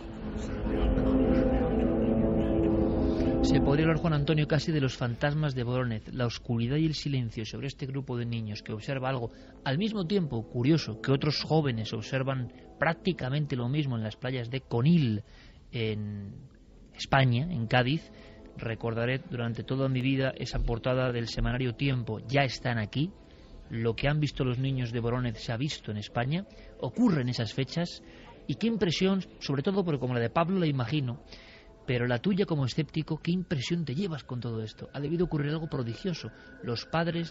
Primero existen los testigos, existen los padres. Es decir, que es que todo esto está en tela de juicio. Ten en cuenta que además nosotros ya habíamos hablado en Moscú con algunos otros científicos. En Voronezh tuvimos la oportunidad de entrevistar a Stanislav Kadminsky, que es un científico desde la punta del dedo gordo del pie hasta la coronilla, tal como nos recibió, y las teorías, empezamos a hablar del tema del CERN, de la posibilidad de variar los conceptos fundamentales que tenemos de física.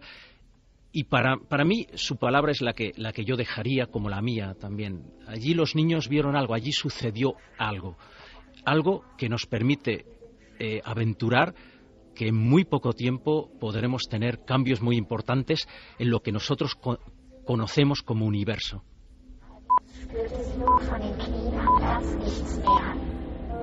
Y con estas palabras que parecen de emisoras de números, Santi, que se las lleva el viento y quedan por ahí, con estos ecos del futuro, con todo esto que nos traen nuestros amigos, queda tu pregunta.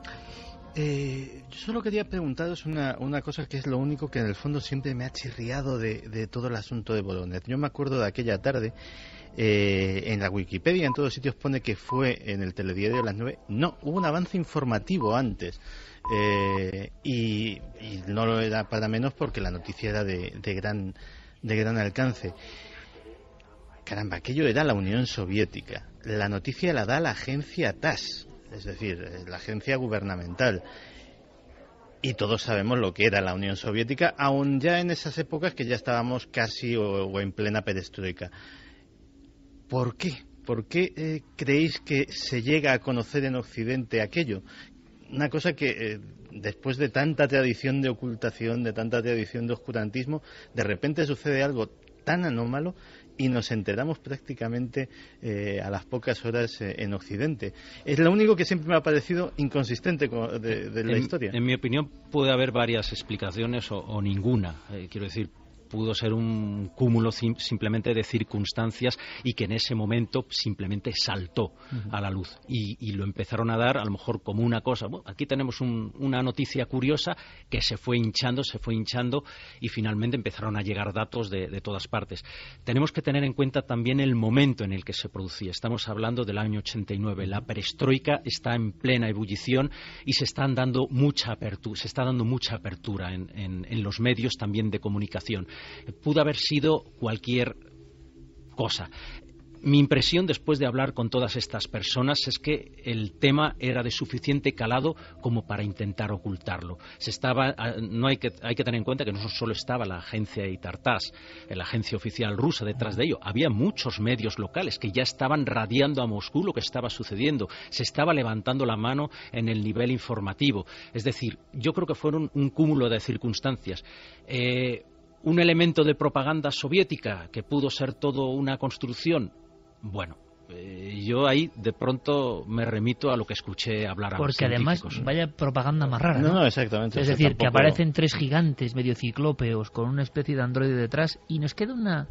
Seguiremos investigando, y analizaremos todo lo que han traído nuestros amigos, pero ¿y ese signo, Pablo? ¿Se ha sabido por qué uno de los niños o varios niños dibujan el famosísimo emblema de Hummo? Bueno, se confirma eso y nos lo dice directamente Miguel Vaz.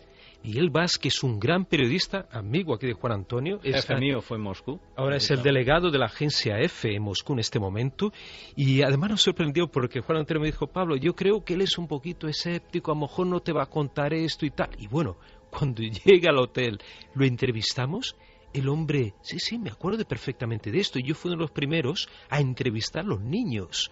Él habla con varios de estos niños, habla con los científicos y le dibujan el símbolo supuestamente los sumitas, o sea, ¿no? Él es un testigo de cómo eso es dibujado. Y Miguel nos confirma todo eso. Y además yo le pregunto una cosa muy importante, el tema de la piedra.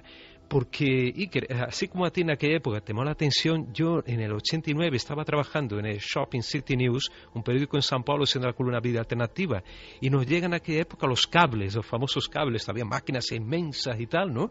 Y un chico Nisei, me llega, amigo mío, me dice, Pablo, mira esto tal, hay están llegando unos cables de Rusia ahora. Y yo miro, ¿qué demonios es esto? Y vi la noticia de que había aparecido una piedra, después más tarde se habla de una segunda piedra, o cambian los colores de las piedras. Con propiedades desconocidas. ¿Qué pasó con eso? Entonces le pregunto a Miguel, ¿y esa historia de las piedras? ¿A qué conclusión se llega? Pablo, exactamente, no eran piedras depositadas, como se decían, por los extraterrestres o que aparecen de forma mágica.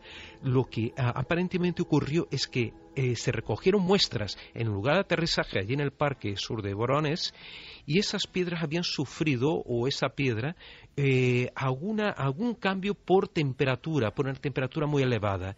Eso sí, se verificó una mutación o un cambio en la estructura de esta piedra. Y eso es lo que me dijo Miguel Vaz.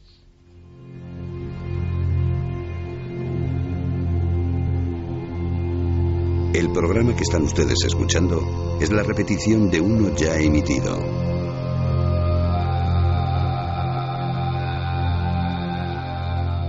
Cánticos remotos que proceden además de las tierras del Altai.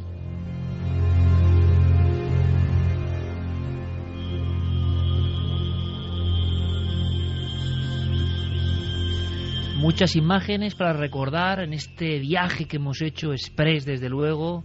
Muchos sentimientos, muchas escenas, pirámides oscuras, científicos que rastrean las posibilidades del alma humana y de la mente humana, extraños autómatas, carreteras imposibles, petróglifos que parecen astronautas del pasado o ecos del futuro, personas de carne y hueso que afirman que se encontraron con un imposible llamado almas, anomalías magnéticas, líneas de magnetita o Dios sabe qué, con cosas y estelas que nos vigilan nuestros amigos desde hace milenios, territorios remotos, parques sórdidos donde aún queda el testimonio de algo que debió ocurrir y que dio la vuelta al mundo. En el fondo esto es el misterio, el eco profundo del misterio, y esos trajes de chamanes custodiados con el cordón umbilical, comunión entre la vida y quién sabe si el otro lado.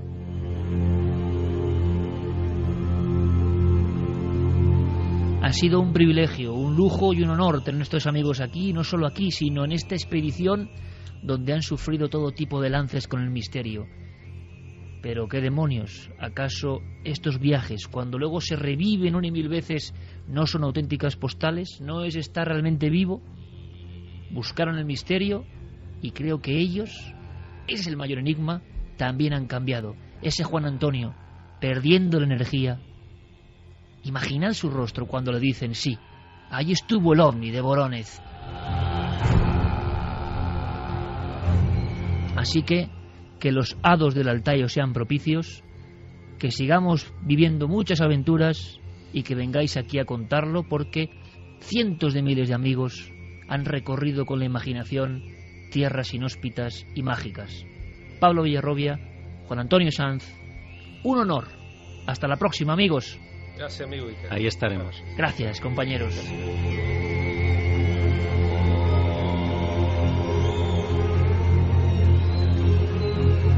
Parece casi esto el cántico, ¿verdad?, de los chamanes, de las estelas de piedra que nos hablan. Pero fijaos cómo es este programa. Pasamos de esto, de la ancestralidad sagrada, a lo que ha pasado en la red. Han sido muchas cosas. Píxeles y mundo digital. Diego Marañón, el cronista de una semana apretada en acontecimientos. Milenio Red. Toda la información digital del mundo del misterio. No hace mucho tiempo, la empresa IBM asombró al mundo con Watson, un potentísimo ordenador que logró ganar un famoso concurso televisivo respondiendo preguntas de interés general mejor que los concursantes humanos. Watson, el superordenador de IBM, ha ganado un duelo contra el cerebro humano. La máquina ha ganado el concurso de preguntas y respuestas Jeopardy, que emite una cadena estadounidense. Pues bien, parece que la cosa no ha hecho más que empezar. El gigante de la informática, que planea presentar en algún momento del año próximo a Sequoia, el superordenador más potente del mundo gracias a sus 20 petaflops de potencia, ha anunciado esta semana su intención de construir, en colaboración con DARPA, un ordenador aún más potente, capaz de emular el funcionamiento de un cerebro humano. Para IBM, esta victoria es otro paso hacia el desarrollo de máquinas inteligentes capaces de entender a los humanos. Se han asignado fondos por $100 millones y se estima que con un consumo de tan solo 85 kilovatios, este cerebro artificial podría simular 100.000 millones de neuronas de forma simultánea. Debería estar listo en 2022. La posibilidad de observar el firmamento con gran precisión y en tiempo real no es ya algo exclusivo de los grandes observatorios astronómicos. Stellarium es un programa que permite simular todo un planetario en nuestro ordenador. Se trata de software libre y está disponible para los principales sistemas operativos. El cosmos tiene una riqueza más allá de toda medida. El número total de estrellas en el universo es mayor que el de todos los granos de arena de todas las playas del planeta Tierra. Sagan hubiese estado encantado con este programa que permite calcular la posición del Sol, de la Luna, de los planetas e incluso de las constelaciones y estrellas. Además, simula el cielo dependiendo de la localización del usuario. Los eclipses y las lluvias de meteoros estarán al alcance de tu ratón. Stellarium tiene gran utilidad para los interesados en la astronomía en regiones geográficas donde el clima no es muy benevolente con esta actividad. Por ejemplo, los cielos casi siempre nublados de algunos climas mediterráneos. Este programa, que presume de una inmejorable reputación ganada a pulso, se utiliza en varios planetarios y goza de la confianza de los grandes expertos en astronomía. Pues en el 2001 el FBI tuvo que reconocer que estaban utilizando lo que se llaman troyanos, unos virus que se pueden instalar en el ordenador sin que seamos conscientes de ello y ejercer como un auténtico espía. Pues parece que ha vuelto a ocurrir. Esta semana el famoso colectivo Chaos Computer Club ha acusado al gobierno alemán de liberar un troyano en la red que utilizarían las fuerzas del país para realizar un seguimiento de los ciudadanos. Espionaje puro y duro. El troyano permite, entre otras cosas, supervisar las conversaciones mantenidas por Skype. La justicia dictó en 2008 que el programa es legal si se utiliza exclusivamente dentro de investigaciones oficiales y con orden judicial. Sin embargo, hay sospechas fundadas de que las autoridades han ido más allá, mucho más. Si las conjeturas que se han hecho estos últimos días acaban confirmándose, sería la primera vez que sepamos que un gobierno lleva a cabo una operación tan sofisticada para monitorizar a sus ciudadanos.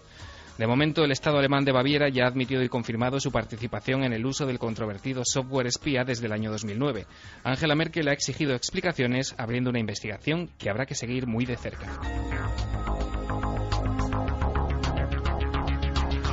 Y terminamos hoy con una recomendación para los investigadores y entusiastas de los no identificados. La cantidad de información que hay en este momento resulta tan abrumadora que negar la existencia del fenómeno ovni es negar la evidencia. Para comprobarlo, os invito a visitar Informe OVNI, una web dedicada al tratamiento serio del fenómeno que dirige Víctor Martínez, un jovencísimo ufólogo zaragozano.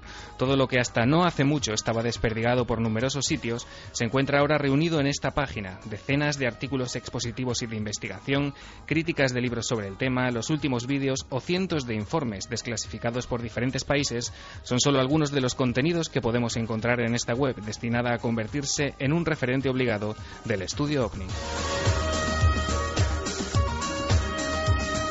Es todo por esta semana. Como siempre, los enlaces para profundizar en todos estos temas estarán disponibles gracias a Guillermo León en el cuartel general de esta sección. Ya sabéis, ikerjiménez.com, porque el misterio continúa en la red.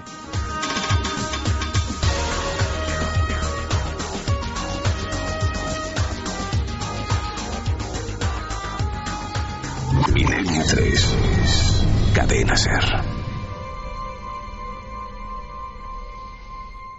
Momento de conspiración, momento de recuerdo, de biografía bien curiosa.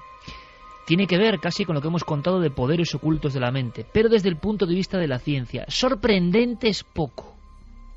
Antes, un breve dato que a mí me interesa mucho. ¿Has visto alguna vez un ovni? 63,6% que no, frente a un 36,4% que sí. Claro, pero es mucha gente. Eso es lo que te iba a decir. Yo no esperaba que ganase el sí en absoluto, pero... Pues yo sí, fíjate. Pero un 36% de la población, o de una muestra de Tú la y yo población. vimos un ovni juntos, Santi. Sí, señor. Claro, pero es un objeto volante no identificado. ¿Quién no ha visto algo no identificado en los cielos? Hombre, ya, pero con enjundia para ser ovni. Bueno, luego es importante, después de lo que va a contar Santi, ¿por qué no recopilas todo eso que está llegando de casos que parece muy interesante? Vale. ¿Te parece? Venga. Yaray Martínez, nuestro artista de la música y también en el terreno de juego, nos pone esta música maravillosa, Nixon.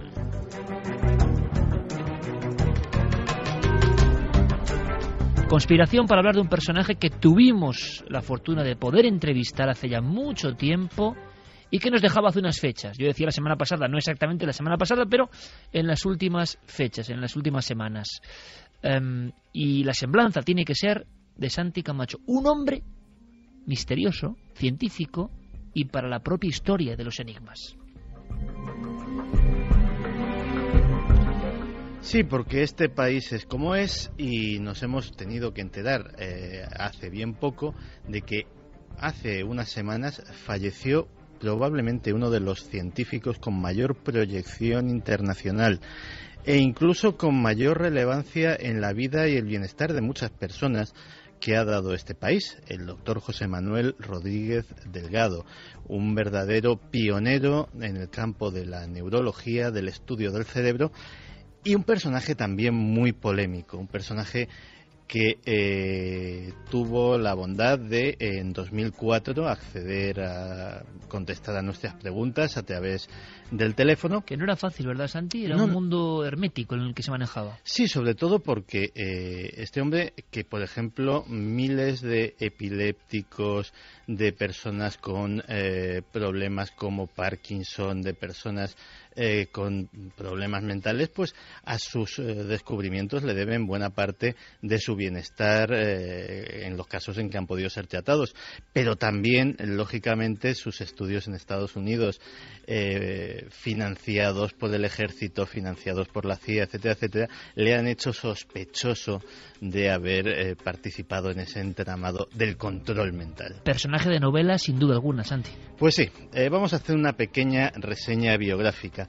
El doctor Delgado nació en Ronda en 1915, recibió el doctorado en medicina en la Universidad de Madrid justo antes de la Guerra Civil, donde pues ejerció como médico de campaña en el bando republicano, lo cual le valió unos cuantos meses de campo de concentración, y después de ser depurado y de que bueno, se viera que no tenía ninguna responsabilidad política y de que, como tantos otros españoles, pues había hecho la guerra donde le había tocado, pues el régimen le permitió seguir ejerciendo, y en 1946 sus trabajos tuvieron tanta fama internacional que la Universidad de Yale le llamó para darle una beca, ponerle a su disposición todos los medios que necesitase para seguir sus investigaciones. Un caso clásico de fuga de cerebros. Pues sí, pero además la fuga de cerebros en España fue una década casi posterior, es decir, casi fue el primer ejemplo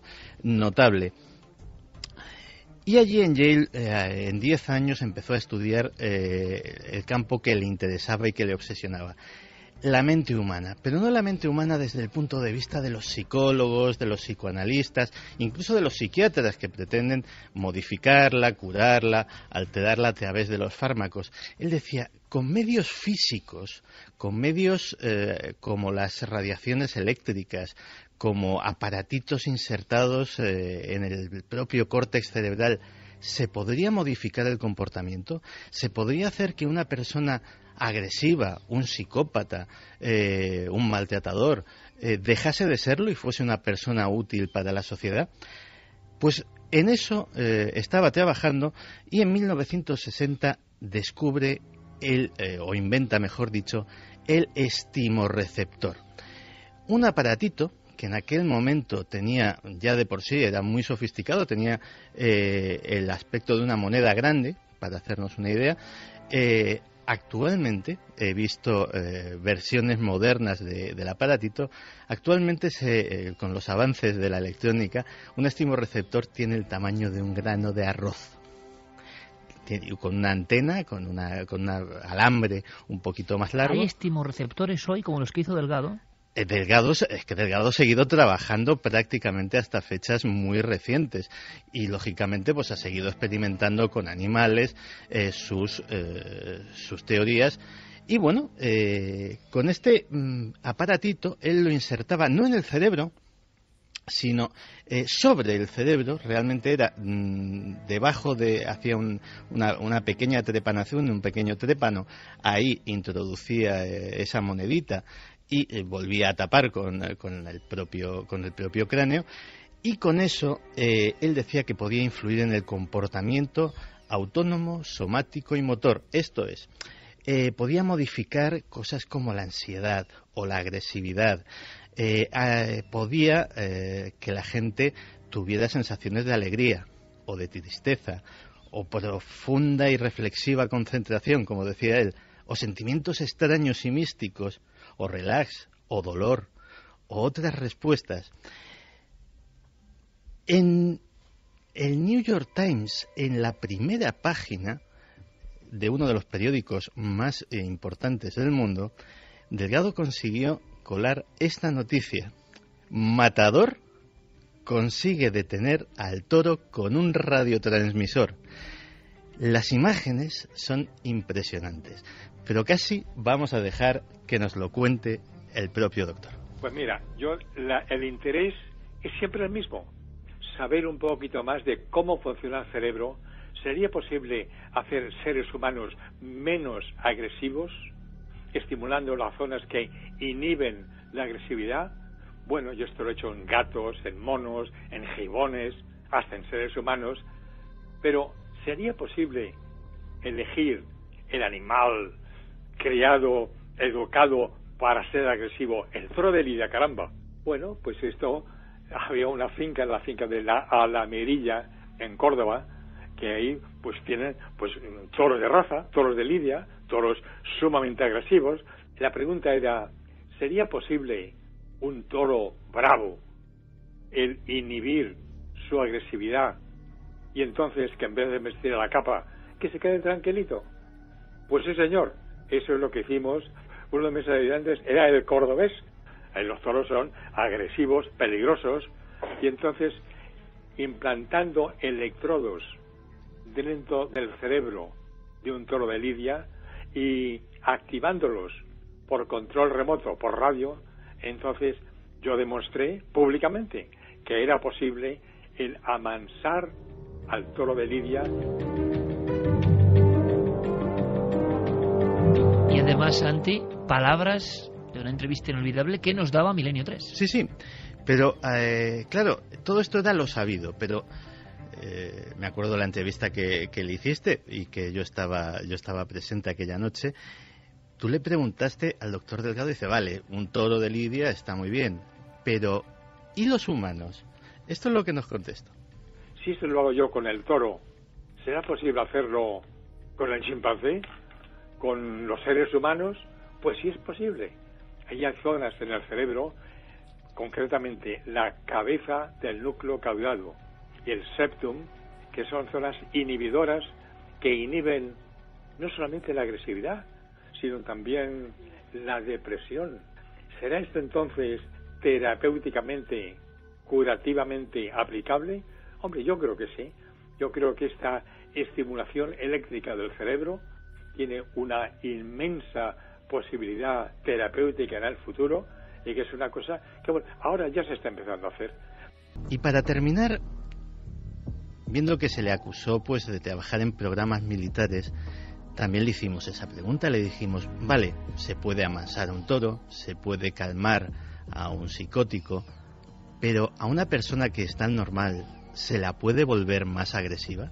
Recuerdo que cuando estaba yo trabajando en Yale, en Norteamérica, pues vino un periodista bastante famoso, Augusto Asía, quizá todavía algunos lo recuerden, y estábamos con un gatito, ay, mansito, un encanto, y Augusto Asía lo estaban acariciando, ay, qué gatito más mono, y dije, oye tú, cuidado, que le voy a estimular la sustancia gris central, y entonces se va a volver agresivo y peligroso. Hombre, no, este gatito es una monada, es un encanto. Bueno, cuidado, lo estimulo. Lo estimulé, y entonces el gato se puso furioso, se puso a pegar bocados, le mordió un dedo al pobre Augusto García, estaba sangrando. Es decir, que sí es posible, con las zonas adecuadas del cerebro, el disminuir zonas inhibidoras o aumentar zonas agresivas, la conducta agresiva por estímulo eléctrico del cerebro. Sí es posible.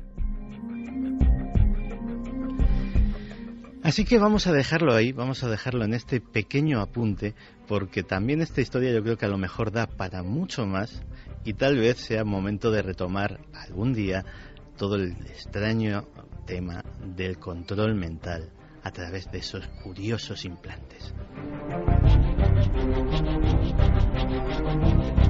Santi Camacho, como siempre, abriéndonos los ojos, una figura, qué bien lo contaba el doctor Delgado, qué bien lo contaba, polémico, ¿no? Porque, en fin, hay mucho que hablar y muchas cuestiones éticas o no, pero qué gran comunicador era.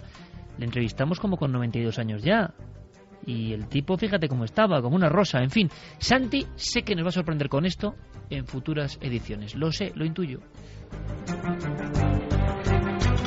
Y prometíamos información porque han llegado muchos casos ovnis interesantes. ¿Alguno tendrá que ver con la visión de los últimos días? Mira, Vicente Martínez nos dice, yo personalmente no, pero mi padre fue testigo del famoso ovni de Manises. Trabajaba en el aeropuerto de Manises y esa noche estaba allí. Por lo que dice, no todo es como han contado las autoridades. Pues me gustaría mucho entrevistarle, si es posible. También que nos dé contacto, por favor. Gente como Santi de Cádiz que decía que César era un valiente, que él con ese puesto de trabajo no se hubiera atrevido. Buenas noches, milenarios, ovnis. O sea, un controlador dice que César es un valiente. Sí. Que ha dicho cosas muy gordas. Sí. Carlos María, año 1977, Las Batuecas, Salamanca. Un artilugio dibujó en el horizonte el perfil de una torre almenada a toda velocidad, y a toda velocidad desapareció en el cielo de la noche. En Las Batuecas, lugar mágico. En el 77. Hace una semana mi hermano vio una luz en un monte, de pronto se elevó unos metros, se apagó la luz, solo se quedaron unos pilotitos rojos y se dirigió hacia él. Pasaron unos 100 metros de altura, nos dice, sobre su cabeza. Era Ramón quien nos lo contaba. Los ovnis tienen atemorizados a los habitantes de Bolivia, nos lo comentaba Luciano. Pedro, yo lo vi también en Murcia sobre la 1:30 de la tarde, el mismo día que se vio aquí en Madrid. Pedro nos habla de haber visto algo por la tarde del día 11, sí, pero en la región de Murcia. Sí. Bueno, sería muy bueno que nos diesen datos porque nos interesa simplemente ver si hay más personas que vieron algo esa noche. Del martes. Eso es, entre tarde y noche, porque hay avistamientos también en esa misma noche y en días anteriores y posteriores. Yonay Rodríguez decía: hola milenarios, mi nombre es Yonay, soy de Gran Canaria. Quería comentaros que el pasado día 5 de octubre sobre las 6 de la mañana me levanté para ver a mi perra que acaba de tener cachorros, y al asomarme a la azotea vi sobre la montaña a Jodar, en Galdar, una luz que oscilaba sobre esa montaña a una altura que impedía que fuese ningún coche ni persona. zona no se oía nada, teniendo en cuenta que los helicópteros cuando pasan esa distancia se oyen bastante. Ya por la mañana vi pasar en repetidas ocasiones aviones militares por el lugar. No sé si tendrá relación o sería simple casualidad.